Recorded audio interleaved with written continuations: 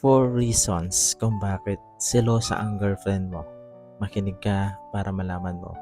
Number 1, kulang siya sa reassurance. Kapag hindi niya nararamdaman na secure siya sa'yo, mas nagiging alert siya sa lahat ng bagay. Kahit maging ang mga maliliit na bagay, napapansin niya kasi hinahanap niya yung assurance na hindi mo naman ipinaparamdam o binibigay. Number 2, may past siyang hindi pa rin totally healed. Kung nasaktan na siya dati, dala niya yon hanggang ngayon. Kaya kahit wala kang ginagawang mali, natatakot siyang maulit yung naranasan niya sa kanyang past relationship. Number 3, may mga actions ka na nagbibigay ng doubt. Hindi man obvious sa'yo, pero may mga kilos ka na nakakapag-trigger ng overthinking niya, tulad ng pagiging inconsistent, pagtatago ng mga bagay o pagbabago ng iyong pagtrato. Number 4, i-follow mo ako para malaman mong hindi lahat ng selos toxic agad. Minsan, reflection lang yan ng takot na baka mawala ka at halaga mo sa kanya. Tandaan mo yan. God bless. Signs na red flag na ang isang babae. Mga palatandaan na dapat mong bantayan.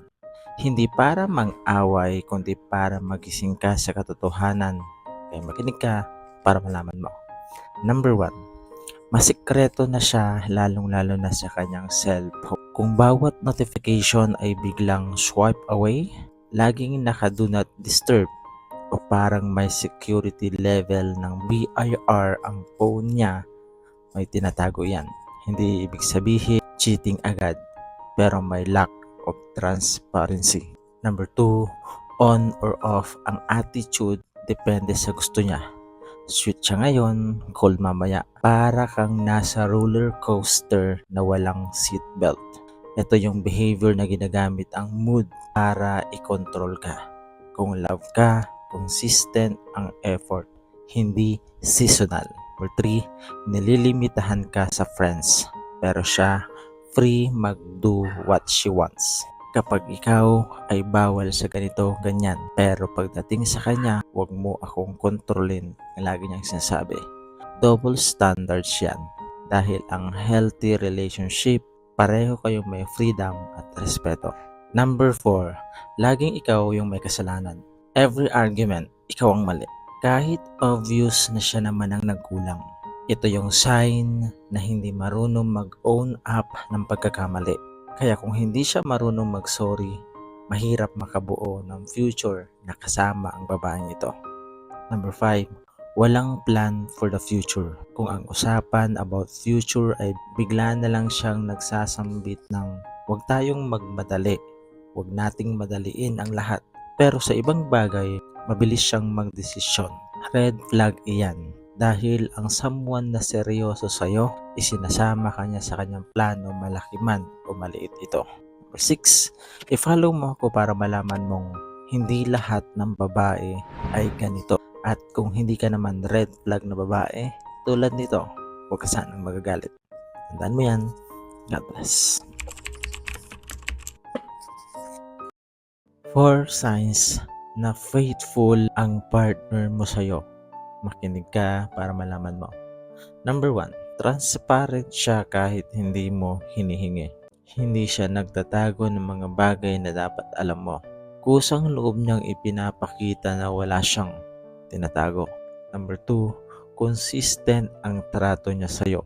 Hindi siya nagbabago, depende sa sitwasyon o sa isang tao. Pareho ang effort niya kahit kailan, hindi lang kapag convenient. Number 3, binibigyan ka niya ng peace of mind. Hindi ka napapaisip kung may iba ba siya o wala. Sa actions pa lang niya, makikita mo na at mararamdaman mong secure ka sa relasyon ninyo. Number 4, i-follow mo ako para malaman mong ang faithful na partner hindi mo kailangang bantayan. Kusa niyang ipinapakita na ikaw lang palagi ang kanyang pinipili at makakasama mo habang buhay. Tandaan mo yan. God bless.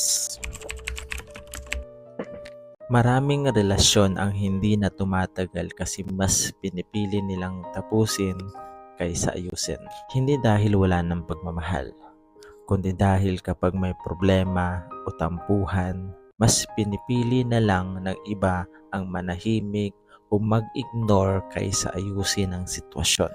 Kapag galit o nasasaktan ng isang tao, akala niya ang pag-iwas at hindi pakikipag-usap ang solusyon. Pero habang tumatagal ang katahimikan, mas lumalaki ang distansya sa pagitan ng dalawang taong dating magkalapit.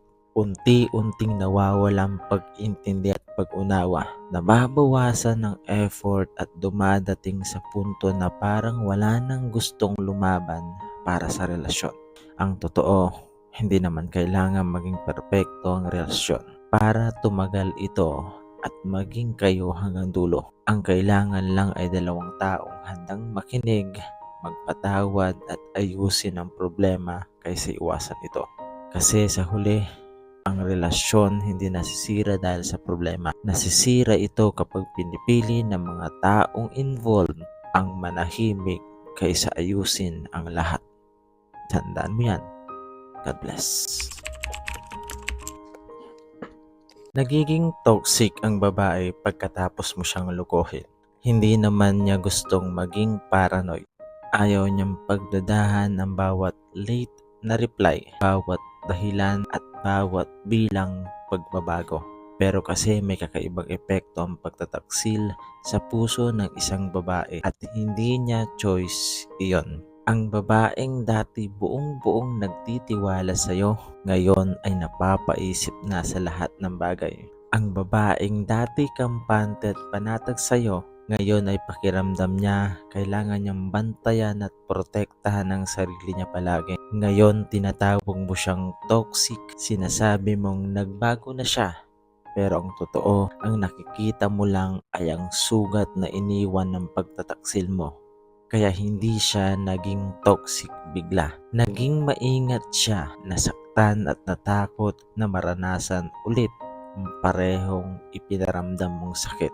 Dahil ang totoo, kahit masira ang tiwala, minsan nananatili pa rin ang pagmamahal. Minsan nananatili pa rin siya. Pero kadalasan, yung kapayapaan ng puso ay wala na, ubos na at naglaho na. Tandaan mo yan. God bless.